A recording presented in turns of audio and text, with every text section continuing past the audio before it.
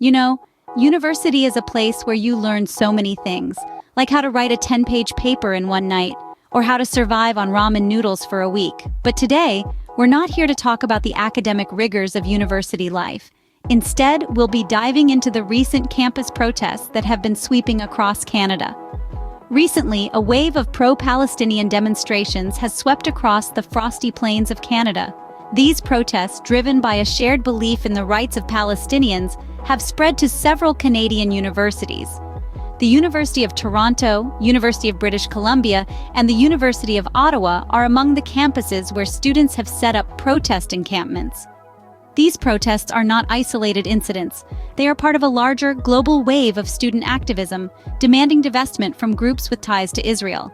The students' commitment to the cause is as strong as their love for a good hockey match, and it seems they are not backing down. Amid the blizzard of term papers and the avalanche of exams, these students have found the time to express their views on international politics. So it seems the students have taken a break from their usual routine of cramming for exams and partying to express their views on international politics. Now that's what I call a productive study break.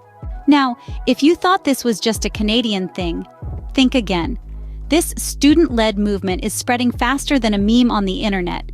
Universities across the globe have become the stage for these protests, turning lecture halls and student unions into arenas of activism. From the United States to Europe down to Australia, students are echoing the same demands: divestment from groups with ties to certain contentious regions.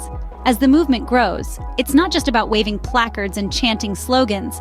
The protests have led to a ripple effect, causing disruptions and even leading to some arrests. Quite the extracurricular activity, wouldn't you say? But it's not just about the protests themselves. They've sparked debates that go beyond the campus grounds. The question of free speech, for one, has never been more pertinent. When does a protest stop being an exercise of free speech and start becoming a threat to campus safety? And speaking of safety, amidst the heated discussions and passionate demonstrations, the well-being of the students themselves has come under the spotlight. After all, universities are supposed to be safe havens for learning and growth, not battlegrounds. Yet, despite the clashes and controversies, the spirit of these young activists remains undeterred.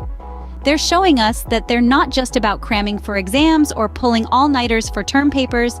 They're taking their role as global citizens seriously, demanding not just a better grade, but a better world.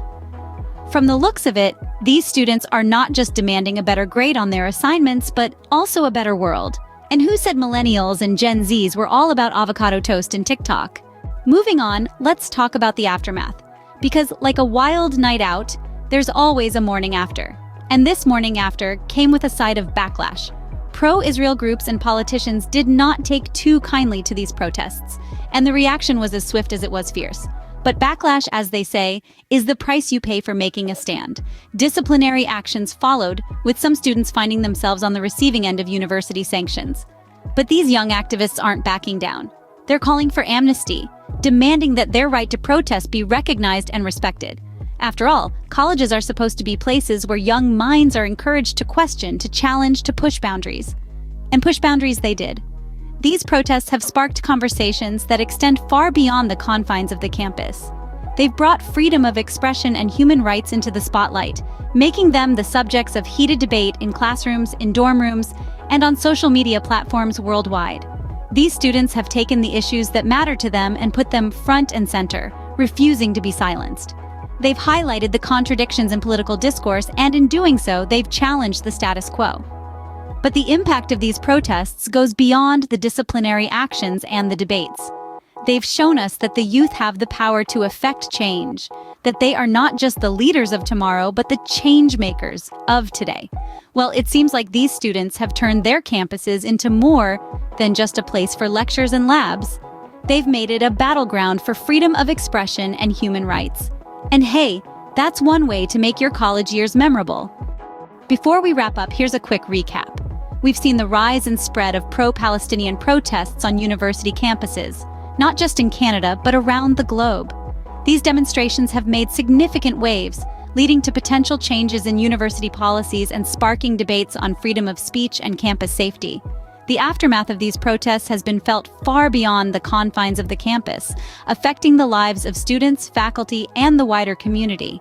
And there you have it, folks. Who knew university life could be so intense?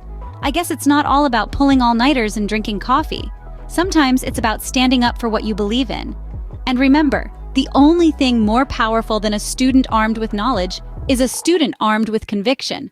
Until next time, this has been your Campus Chronicles, signing off.